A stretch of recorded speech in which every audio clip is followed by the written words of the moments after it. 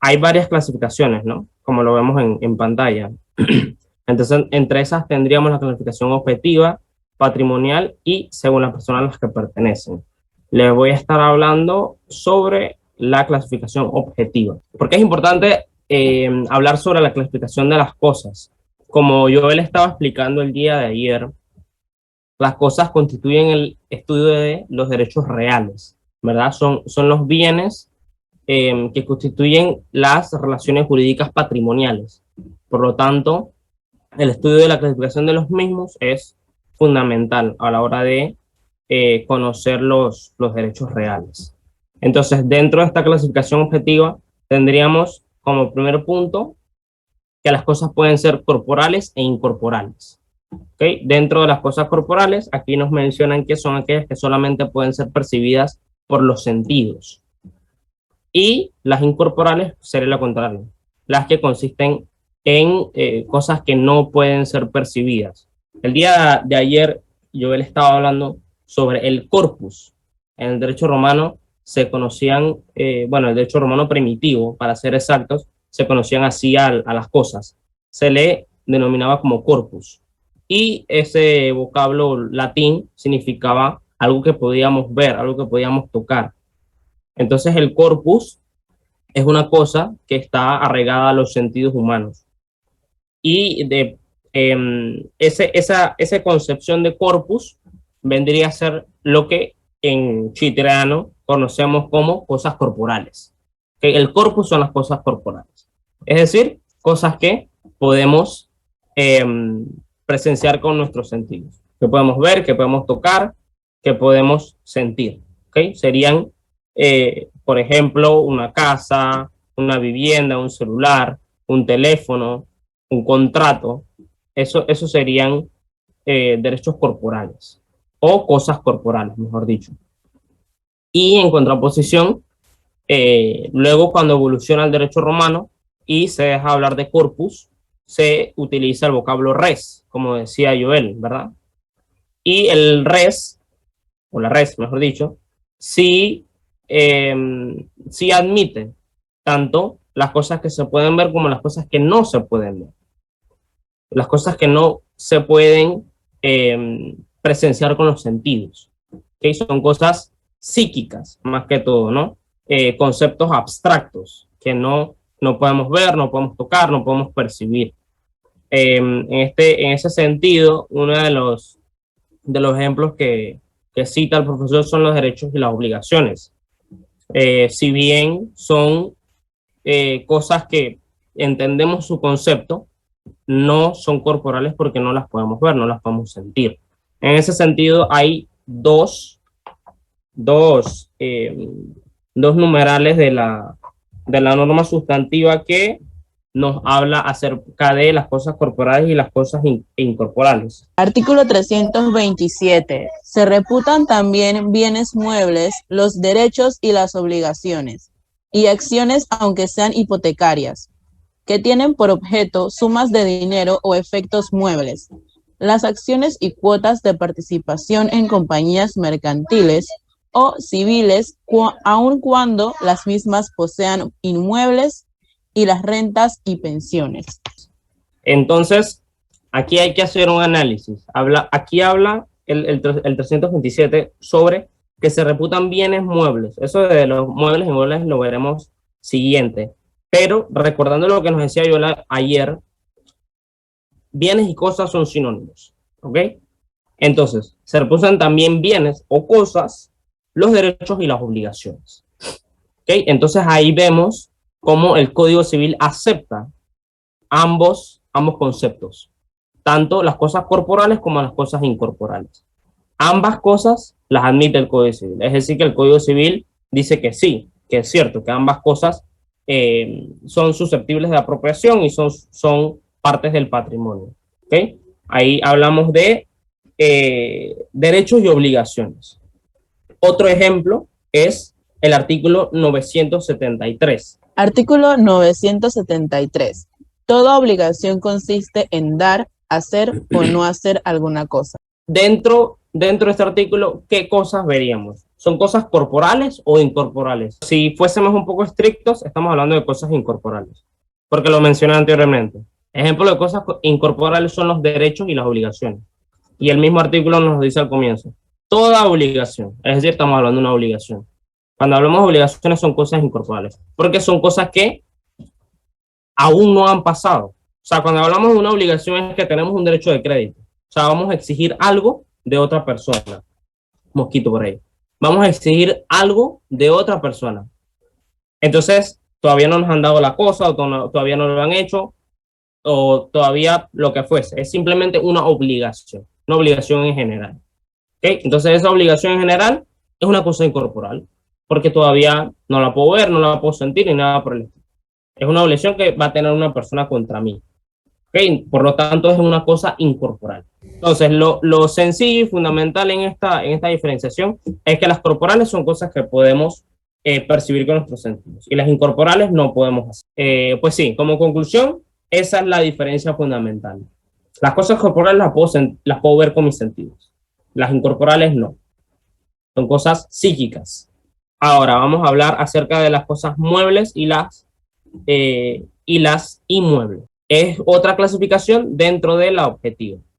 Nos hablan que dentro de las cosas muebles son aquellos que presentan aptitudes de desplazamiento. Esta es la palabra fundamental, desplazamiento. De un punto a otro, sin menoscabo de su sustancia. Otra palabra clave, disculpen. Ya sea por su propia fuerza o con ayuda de una fuerza externa. Y las muebles sería lo contrario. Cosas que no se pueden desplazar o desplazándose se menoscaba su sustancia, disculpen. Entonces, pues aquí estaría la diferencia. Las muebles, como lo dice su palabra, como lo dice su nombre, que se pueden desplazar, las puede llevar de un sitio a otro. Y haciéndolo, no pierden su esencia, que no pierden el espíritu que carga la cosa. Y dentro de esta diferenciación de bienes muebles, tendríamos 326. Que el 26 pues, nos habla de la apropiación y todo lo demás, y el 27 fue el que leímos anteriormente. Y ahí nos dice que se refundan bienes inmuebles, los derechos y las obligaciones. Porque siendo cosas, se pueden mover. Y moviéndolas, eso es lo más importante, no pierden su esencia. Porque si yo tengo un derecho de crédito, vale un contrato, yo lo puedo llevar conmigo y me voy a China y sigue valiendo lo mismo, ¿verdad? Obviamente no lo puedo exigir en China, tratándose de una obligación nacional, no la puedo exigir en China, pero no perdería su esencia, ¿verdad? El contrato seguirá siendo el mismo, el plazo seguirá siendo el mismo y el objeto del contrato seguiría siendo el mismo. También otro tipo de bien mueble serían las sumas de dinero, que siempre se discute doctrinalmente si el dinero es un bien mueble o un bien inmueble. Y la doctrina siempre ha desarrollado y pues sustentado que es un bien mueble, porque pues evidentemente podemos transmitir el dinero de un sitio a otro y podemos pagar con él y transigir, etcétera, etcétera. Y la otra diferenciación sería los bienes. Aquí en el PPT dice bienes muebles y bienes muebles, pero evidentemente sabemos que abajo es inmuebles, ahí faltó IN. Abajo serían los bienes inmuebles. Y es que esos bienes o no se pueden desplazar por su naturaleza o desplazándose pierden su esencia. Ejemplos, una casa, un PH, o sea, sí, o sea, sería una locura, ¿no? O sea, pensemos un poco cómo voy a mover una casa. No se puede. O si quisiera, pues tendría que demolerla, ¿no? O sea, muevo la casa por partes. Entonces, moviéndola, pierde su esencia. Eso es lo fundamental. Y el profesor anota al final de todo de este subtítulo que la calidad de mueble o inmueble no necesariamente se ve determinada por el desplazamiento. Desplazamiento es importante, pero no se ve determinada solamente por eso, sino por el momento del desplazamiento, si pierde o no pierde su sustancia, si pierde o no su espíritu. Eso es lo que es la diferencia. Si pierde su espíritu, estamos hablando de bienes inmuebles. Y si no lo pierde, estamos hablando de bienes muebles. Y otro artículo importante dentro de esta diferenciación, aparte de los artículos 325 que nos hablan de las cosas inmuebles, y el 27 que nos habla de los inmuebles, sería el artículo 1161. En los contratos bilaterales de ejecución continua o periódica o de ejecución diferida, si la prestación de una de las partes llegara a ser excesivamente onerosa por acontecimientos extraordinarios e impredecibles, la parte que deba tal prestación podrá pedir la terminación del contrato. Aquí se hablan entonces también, vemos cuando se refiere a la prestación. La prestación pues serían también, estaremos hablando de un tipo de cosas o bienes, ¿no? Porque retomando a derecho de obligaciones, cuando hablamos de prestación puede ser una cosa, entregar algo, etcétera, etcétera. Entonces, con lo que nos tenemos que ir es que lo importante es si se altera la sustancia o si no se altera la sustancia. La clasificación objetiva de las cosas en cuanto a si son fungibles o no fungibles. ¿A qué nos referimos con esto? Las cosas fungibles son aquellas que se pueden sustituir, y las cosas no fungibles son las que en principio no son sustituibles. Hablando un poco de doctrina, tenemos también que no es la característica principal o la esencia de la cosa el que sean reemplazables o no. Está en que estas cosas son idénticas en especie, en calidad, en peso y en valor, y por lo tanto pueden ser reemplazables en algún momento dado.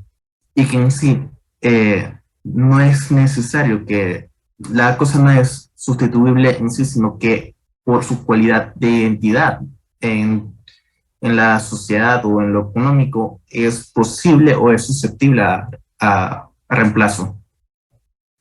También tenemos que la doctrina nos dice que esta sustitución puede ser pactada entre las partes o puede determinarse en el negocio jurídico qué cosa es reemplazable o no lo es. Y esta importancia en esta clasificación viene en la parte de que hay contratos en los que la sustitución de la cosa es el objeto de la prestación, es parte de la característica en sí del contrato, como viene siendo el contrato de mutuo, en la que nosotros prestamos un bien, esta persona a la que se lo prestamos la consume, o sea que el bien se perece, y también está obligada entonces a devolvernos o restituirnos un bien de la misma especie, calidad, valor, peso, etcétera. Tenemos que los contratos que no aceptan este tipo de bienes o cosas fungibles son aquellos contratos en los que se nos obliga a restituir o cuidar la cosa.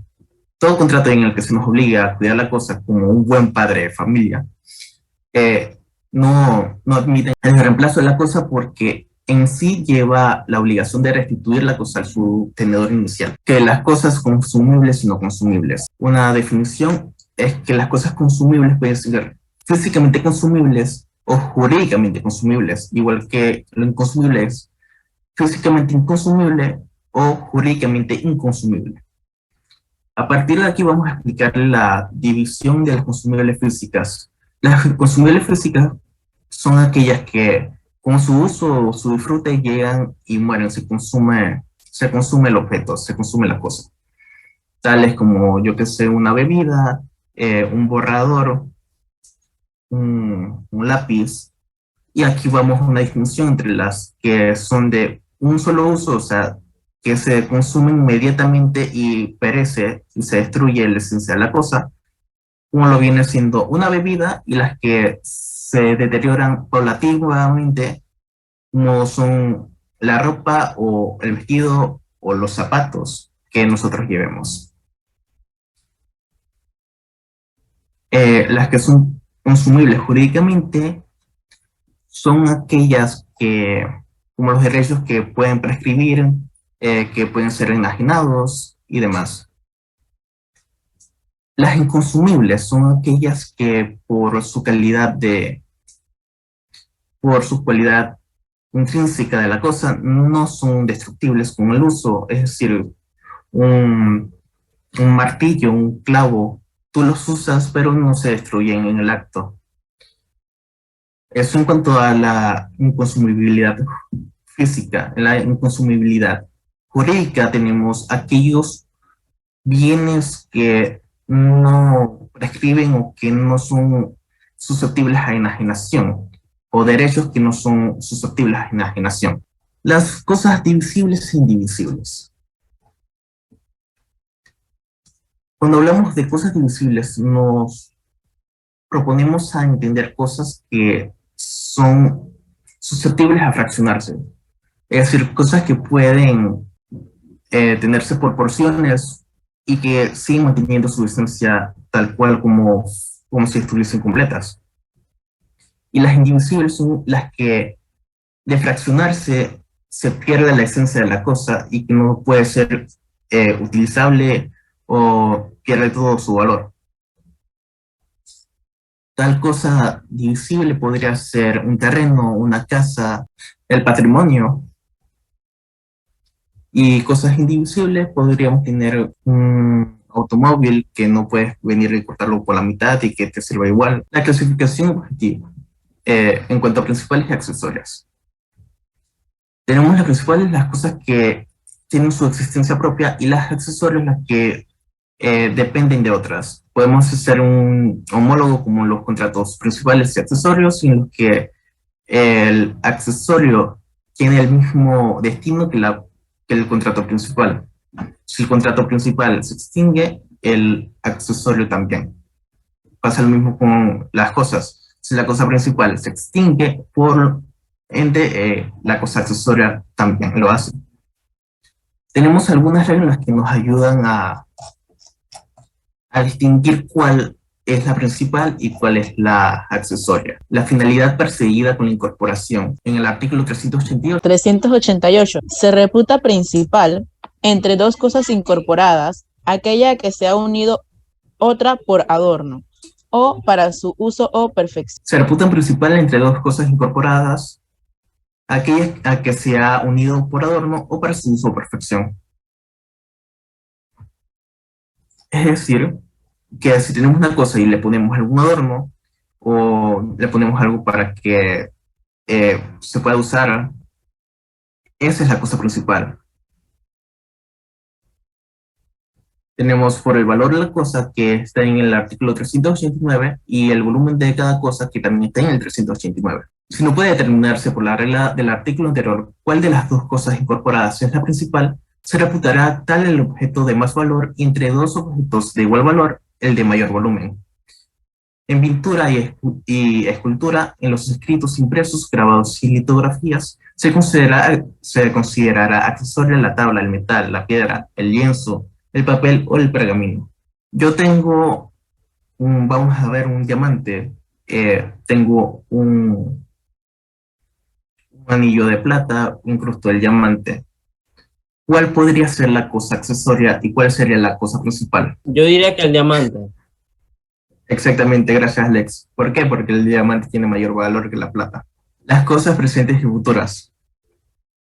Las presentes son las que ya tenemos en nuestro patrimonio, que están en nuestra posesión actualmente, que tienen vida jurídica, etc. Las futuras son las que tenemos la esperanza de que nos llegue o que ya tenemos una promesa de que nos va a llegar. Esto puede ser, en caso de las futuras, la cosecha futura, como ya se ha hablado ayer precisamente, o la promesa de compra-venta, en el que nosotros nos adherimos a un contrato con una promotora y ellos están construyendo nuestro apartamento, casa, etc. Nuestra cosa futura viene siendo el bien en cuestión que se está en construcción, y que una vez que nosotros liquidemos nuestra deuda con la promotora y que la promotora nos entregue el bien, ya es de nosotros. Pero las cosas futuras se pueden negociar. 3, 2, 1, pan con queso, eso se puede, pero no todas. En el caso de la donación, no podemos tener el ánimo donandi de que algo que aún no ha llegado a nuestro patrimonio lo vamos a ceder por donación a otra persona, porque no es seguro de que ese bien que en el futuro pueda llegar a mi patrimonio y que luego voy a donar, me va a llegar efectivamente. Puede darse algún caso fortuito, fuerza mayor, etc. Y en negocios comerciales, como ya les dije, una promesa de compra-venta, algo que no tengo y que te estoy vendiendo, sí es posible. Las simples incompuestas. La cosa compuesta es la cosa que está, que válgame la redundancia, está compuesta por una o más objetos eh, y que son separables o divisibles entre sí, y que cada cosa puede tener su identidad propia y existencia en sí misma. La cosa simple es aquella que, aunque esté formada por muchos objetos, al separarlas, no no podrán valerse por sí mismas ni tendrán una identidad propia. Es decir, se destruye la esencia de todos los objetos que le forman. Clasificación objetiva, singulares universales. Las cosas singulares son aquellas cosas que pueden ser simples y compuestas, es decir, cada objeto por individual, y las cosas universales son el conjunto de todas las cosas simples y compuestas. Por ejemplo, puede ser una biblioteca, una herencia, el patrimonio en sí es un buen ejemplo de las cosas universales. Las cosas específicas y genéricas. Son específicas aquellas que están determinadas por una individualidad plena y específica. Es decir, podemos tener como ejemplo una computadora Dell Inspiron i15300, por ejemplo, ese es el modelo, el género, pero quiero la numeración 033. O una finca, es decir, la finca 2080 está en el folio tal, carpeta tal del registro público. Ahí tenemos nuestra cosa específica. Luego están las cosas genéricas, que son cualquier cosa que pueda ser una vaca, un teléfono, un auto, y así, que sean iguales entre sí. Ahora vamos con la clasificación patrimonial. Esta clasificación se da en atención a la relación de las cosas con una persona natural o jurídica en razón del ingreso patrimonial de las mismas. Aquí tiene que ver mucho con el patrimonio, con la masa patrimonial que todas las personas tenemos, tal como lo establece los artículos 324 al 326. Eso lo pueden anotar en la página que estén ahí, anotando, o en la aplicación Notas de su celular. A ver, entonces la primera clasificación, según la apropiabilidad de que pueden ser objeto estas cosas. Obviamente este tema ya lo abarcamos en el día de ayer, pero esto va a ser una clasificación ya más profundizada. La primera son las apropiables, son aquellas que son susceptibles de dominio del derecho real de propiedad y que vienen a incrementar la masa patrimonial de un sujeto determinado, sea natural o una persona jurídica. Ahora, las cosas no apropiables son aquellas que son susceptibles de apropiación, pero que no son objeto de dominio. Por eso no se puede incorporar al patrimonio de una persona, porque les pertenece a todos, básicamente. Escapan del dominio de todas las personas, de los hombres y de las mujeres. No obstante, esta es una visión total de esas cosas, pero si se miran en sus partes, así como lo dice en el libro, es ahí donde se pueden hacer ciertas consideraciones. Obviamente, el agua, nadie puede ser dueño absoluto del agua, pero sí puede haber una empresa que administre la distribución del agua. Ahí sí lo que hace el Estado es una especie de concesión. El gas que se extrae para el uso cotidiano o industrial, el oxígeno y el hidrógeno que se utilizan para también industrias o para locales. Y el mar, que todos los estados poseen un área o perímetro marítimo que les permite desarrollarse y realizar sus actividades, sea pesca, vigilancia costera, entre otras. Las cosas apropiables ahora se dividen en dos categorías: las apropiables apropiadas y las apropiables inapropiadas. Vamos paso a paso. Las apropiables apropiadas son las que tienen un dueño actual, y conocido con motivo del dominio, de su apropiación. Se conoce su dueño por ser un título o estar en posesión del bien. Ahora, las apropiables inapropiadas, si no tienen un dueño actual, son susceptibles de llegar a pertenecer a un sujeto determinado con motivo de su apoderamiento. Solo porque una bicicleta esté estacionada en la Facultad de Derecho no significa de que esa bicicleta está ahí, que todo el mundo la puede usar. Obviamente va a tener un dueño. Estas son un ejemplo para las apropiables apropiadas. Una vez me estaba preguntando un compañero que si los mangos que caen de los árboles de la universidad pueden ser apropiables, que una persona se la puede comer. Entramos en este debate de que quizá esos mangos son de la universidad porque caen de los árboles, pero eso no significa de que la universidad tenga un dueño absoluto. Una persona puede agarrarlo y comérselo. Obviamente, si te cae mal o te causa algún daño en el organismo, en tu cuerpo, ya ese es algo aparte. Pero eso no significa de que las cosas que no tengan dueño sean absolutas, no tienen dueño, sino que en ese preciso momento no tienen dueño actual, pero eso no significa de que tenga algún tipo de dominio en el futuro. Ese es un ejemplo muy básico.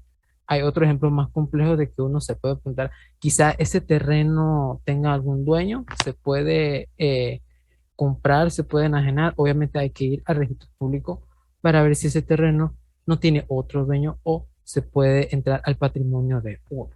Ahora vamos con la clasificación patrimonial, las cosas comerciables y las cosas no comerciales o la incomerciabilidad. Esta clasificación atiende a la noción de enajenación que son susceptibles las cosas en un momento dado. Es una excepción que viene del derecho romano, el res in commercium y el res extra commercium. Las cosas comerciales son aquellas que están dentro del tráfico habitual de las personas, son lícitas, son posibles y son determinadas o determinables. Esto lo hemos dado en derecho a obligaciones, lo hemos dado en derecho comercial dependiendo del profesor de su preferencia, pero esto ya es tema que ya todos lo sabemos. Ahora, pueden ingresar al patrimonio de una persona por razón del tráfico o de los actos jurídicos sobre esas cosas. En eso la doctrina y el libro y el derecho civil no tienen mucho debate. Pero las cosas no comerciales sí necesitan una profundización para conocer qué bienes no son comerciales o no son sujetos de tráfico comercial. Estas no forman parte de un patrimonio. La doctrina responde que todas aquellas cosas que no son comerciales están fuera del círculo de las relaciones patrimoniales privadas. Son inalienables. Eso significa que no se pueden enajenar o transferir y no se ven afectadas ni por la prescripción ni adquisitiva ni extintiva. Ahora, esa incomerciabilidad puede ser de dos tipos, absoluta o puede ser relativa. La absoluta es cuando bajo ninguna circunstancia puede ser objeto de un acto jurídico de derecho privado, pero sí se puede adquirir en actos de derecho público como una concesión administrativa. Ahora tiene varios supuestos a considerar. El primero son las cosas comunes como el aire, el alta mar, el agua de mares, los ríos, arroyos, luz, el paisaje, el ambiente, la oscuridad. Hasta el momento no se registró ningún contrato donde se quiera comerciar el aire, el alta mar, los ríos, los arroyos, el paisaje, ni siquiera la oscuridad. Las tierras del Estado, de los municipios e instituciones autónomas o semiautónomas del Estado. Incluso las tierras de las comarcas indígenas que solamente admiten una propiedad colectiva. Las cosas destinadas al uso, al servicio público, una función pública, bienes de dominio público del Estado o de los municipios. Los destinados al fomento de la riqueza nacional o a la defensa del territorio nacional y todos los bienes o uso de servicio público. Los derechos personalísimos de uso y habitación. El patrimonio familiar, cuando una pareja decide incluir su hogar o su casa dentro del patrimonio familiar para que sea inembargable y para que ningún banco lo pueda perseguir. Ese es para proteger el derecho a la vivienda.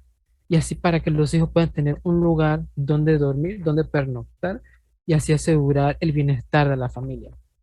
Los alimentos futuros, la posibilidad de disponer respecto a la herencia futura, el estado civil, los derechos civiles, los derechos políticos y la capacidad de las personas, los derechos morales, la propiedad exclusiva de la obra, que ya hemos abordado todo sobre propiedad intelectual en esta exposición, y el Canal de Panamá obviamente es inalienable porque no solamente es un bien histórico de la nación, sino que es uno de los activos más importantes del país. La segunda clasificación es la relativa, los, los objetos incomerciales relativos. Este tipo de clasificación es cuando no puede ser sujeto a relaciones jurídicas mientras dure la causa que origina la incomerciabilidad. Un ejemplo, una hipoteca. La cosa no puede ser dispuesta libremente sin que el acreedor no lo autorice. Y una vez cumplida esa deuda, esa cosa queda totalmente liberada. Esta condición de incomerciabilidad es determinada solamente por la ley. Tienen que tener en cuenta esto. La Constitución, un acto declaratorio de voluntad. Ahora, algunos criterios para esta clasificación son varios. Primero, que las inscripciones provisionales en el registro público cuando se trate de documentos o actas judiciales. Por ejemplo, las demandas sobre dominio de bienes muebles, los autos de secuestro de bienes raíces o los embargos.